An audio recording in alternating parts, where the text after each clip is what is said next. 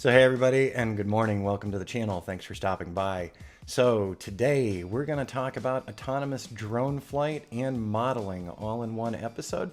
We're going to show you a setup start to finish, and in the end we're going to fill in some empty things on Google Maps. So stay tuned.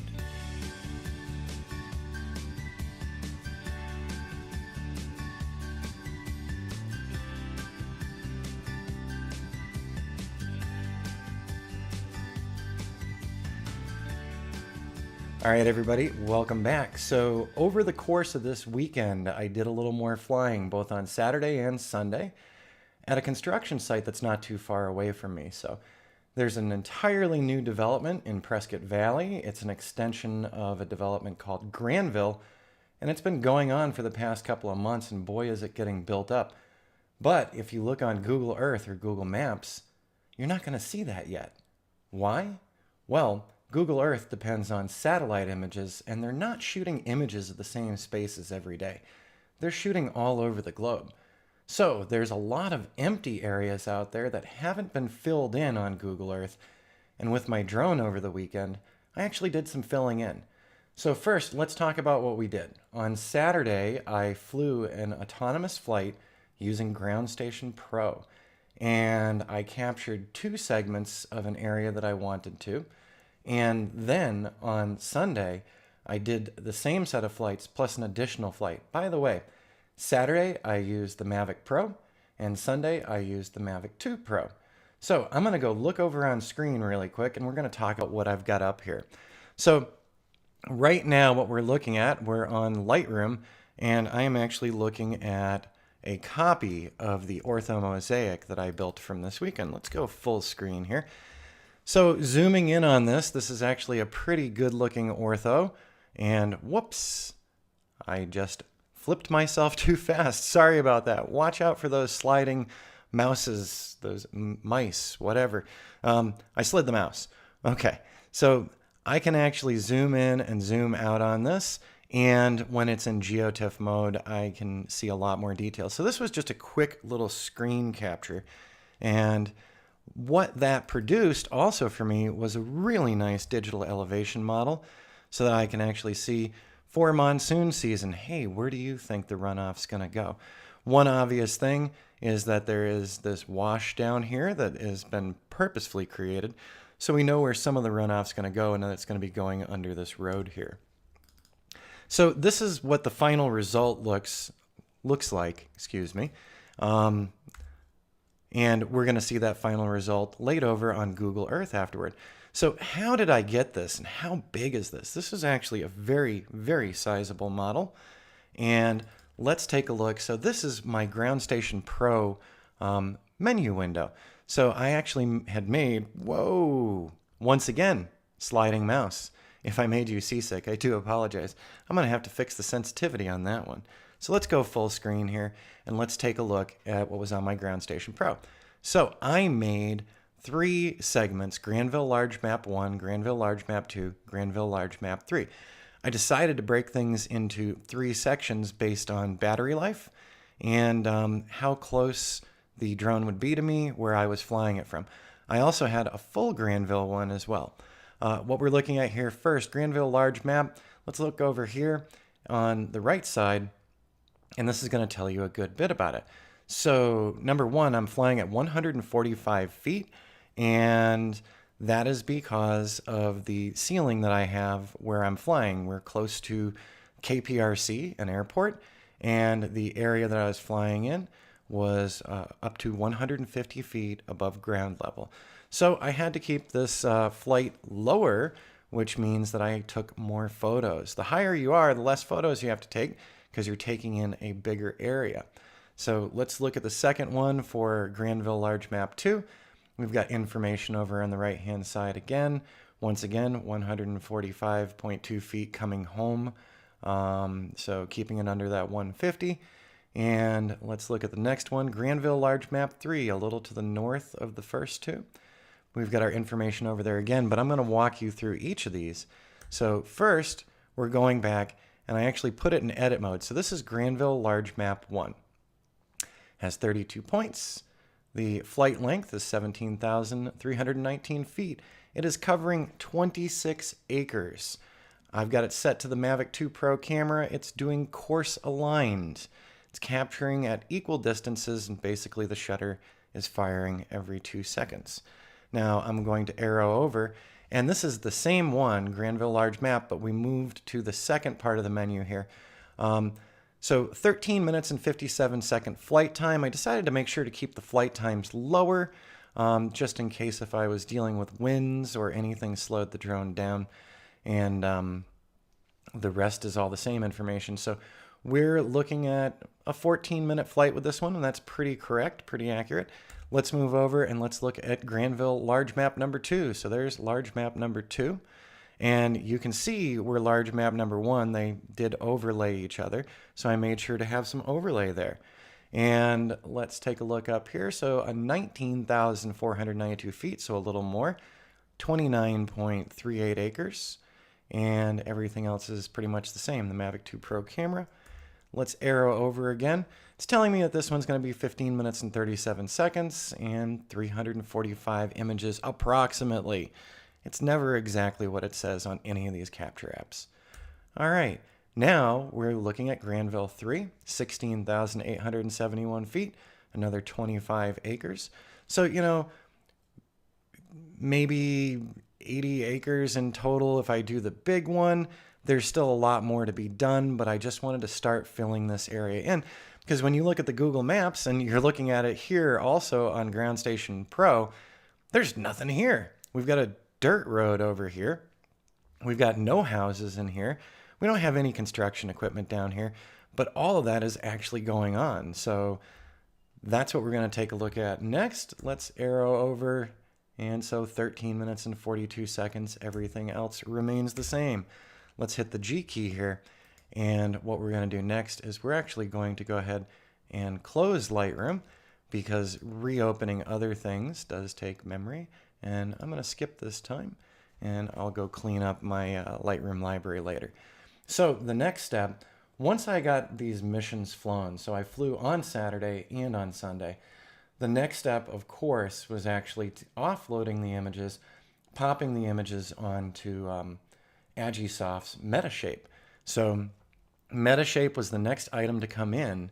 And by the way, I just want to show you, so this is a Google map. So Google Maps, right up here, you can see google.com maps. And so on the right-hand side of the road of Glassford Hill, yes, there is a nice housing development there for Granville. On the left-hand side, they've started filling in some of the roads, which is excellent. But quite frankly, they don't have everything there yet. And if you look at Google Earth, which is what we're going to pull up next. So here we go. We're pulling up Google Earth. And we got to wait just a moment. So by the way, I used Agisoft's Metashape, and I actually used their demo version for the professional side. So I own the standard edition Metashape, and I can do a lot with that, and I can show people 3D models with it, and I can make simplistic Orthomosaic-like images. They're not Orthomosaics. So when you're stepping up to the Pro version, so I'm doing the test period with it on my Windows machine that's over here. When you're doing the Pro version, you can also make digital elevation models, you can make contour lines, you can make true orthomosaics, and those orthomosaics can extend onto things like Google Earth. So I'm hitting close here, and what I want to do, we're going to go zoom in on where one of my old orthos was, and we're just zooming in on it. We're not going to show it, so we're just coming into the area where this would be. And let's go ahead and zoom this out. So as I was saying on that Google map, there's this whole community built in here. But as you can see on Google Earth over here, this area is vacant. There's nothing happening here. There's nothing happening over here. When in fact, there's a ton going on, new roads going into these areas. It is crazy how much development is going on in the Prescott area. And you can't honestly see what's happening real time today.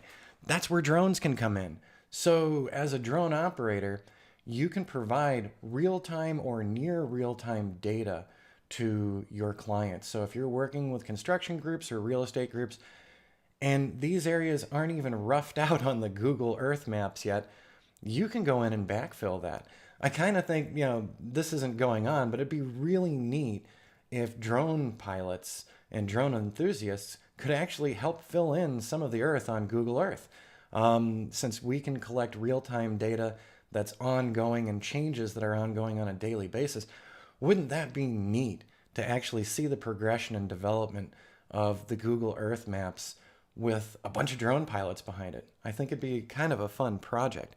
All right, what I'm going to do next, so in Agisoft, on Saturday and Sunday, I ran the models on the Agisoft Pro demo version. And so I uploaded the images, and in the case of Sundays, which is the one we're really going to focus on, there was over 1,000 images shot in those 3 flights, so Granville 1, 2, and 3. And let's go up here to Google Earth, and we're going to go ahead and go open something. So I would like to get 5.4, and so there we go, Mavic 1, May 4th. I'm going to do the GeoTIFF, and I'm going to say open to that. So on Metashape's standard edition, you can't make a real Orthomosaic map. Okay, I'm going to tell this to scale, by the way.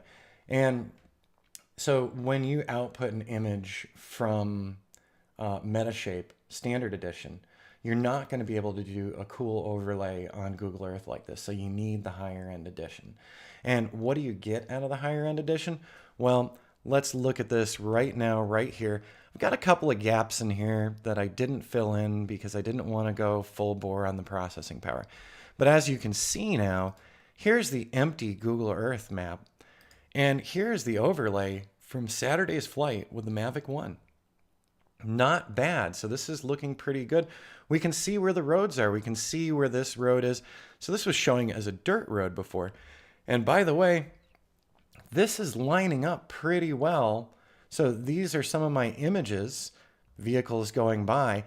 I did this on super low resolution. I did very low resolution camera alignment. Everything I did was set to low so that I could actually complete these models in a shorter amount of time. But this is matching up and seeming pretty well, and I'm going to turn that off again.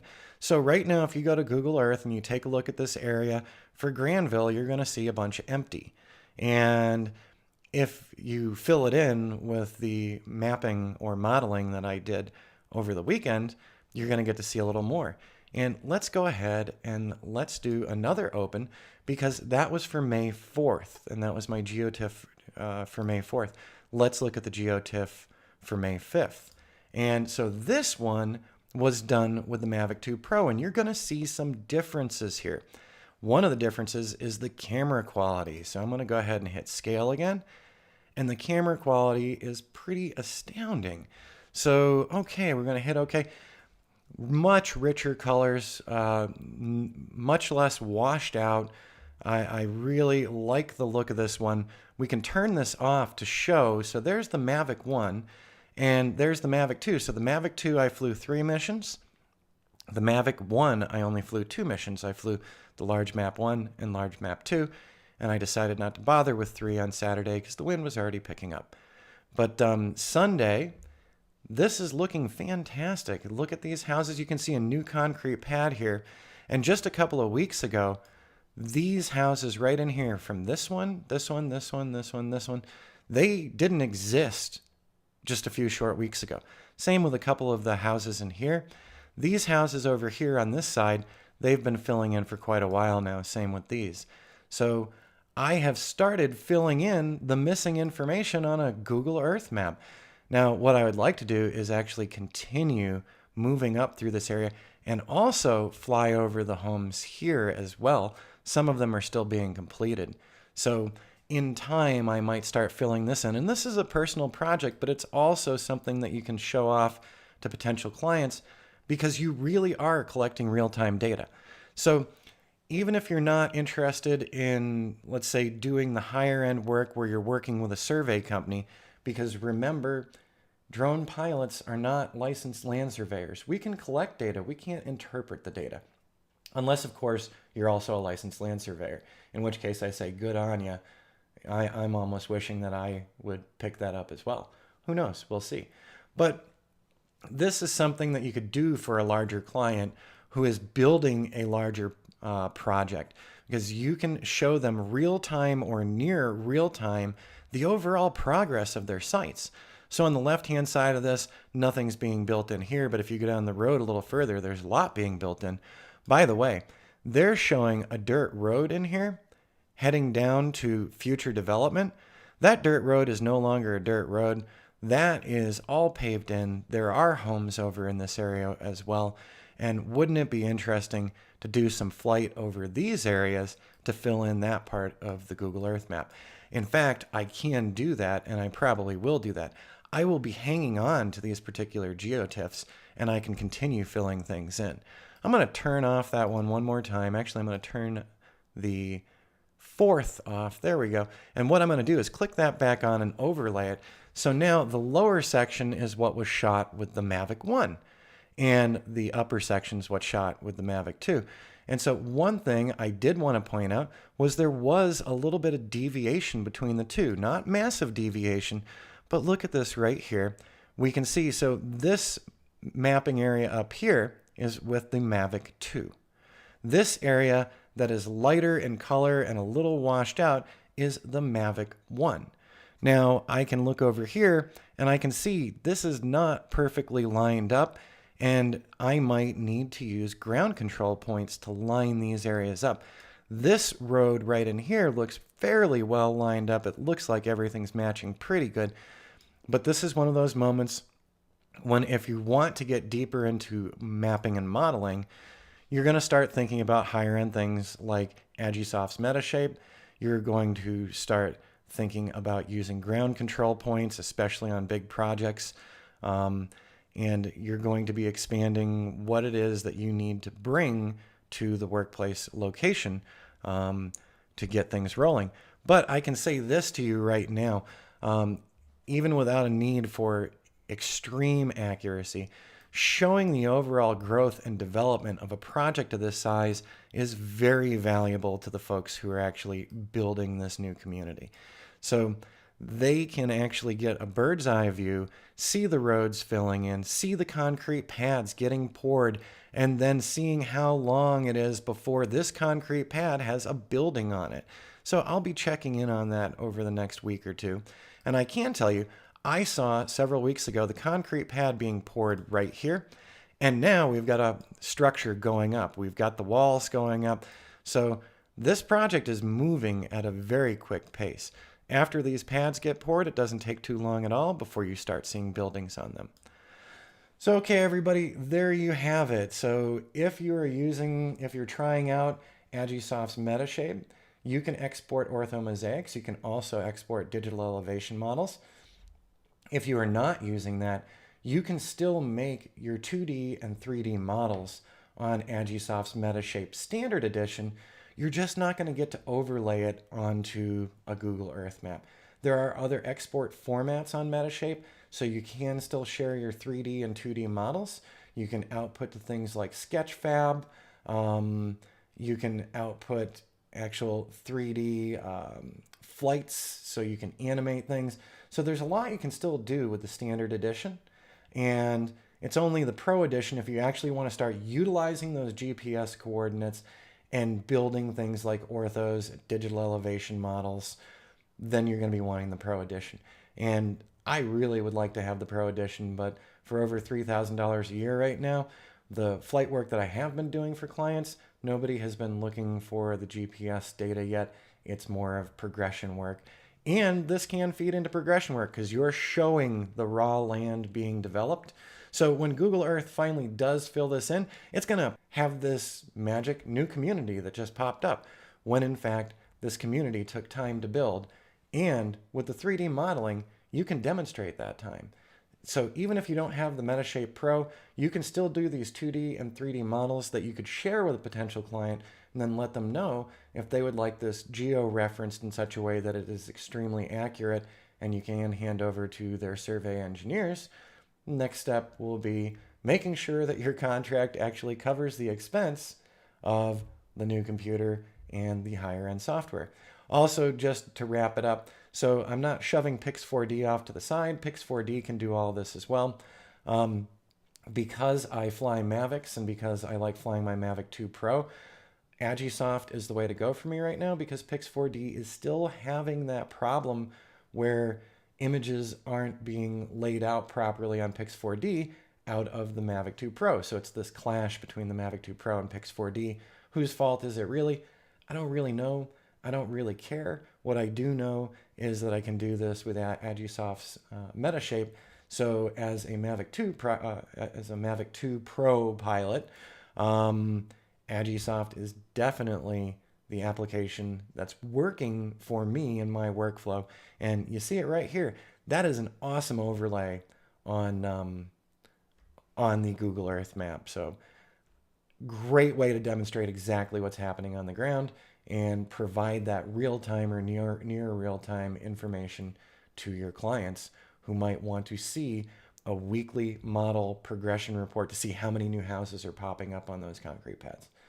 All right, everyone, I'm going to let you go. I, as always, overran again. I do apologize, but I hope you learned something on this one, and I hope you're kind of excited. If you want to start testing this stuff out, all these software manufacturers do give you the free trial periods for a reason. And I say, go forward and try it out. Have a little fun with it. Fill something in like this. Pretty darn cool. All right, we'll see you on the next video, and I'll be announcing a new course in the very near future. So stay tuned. The course is already underway.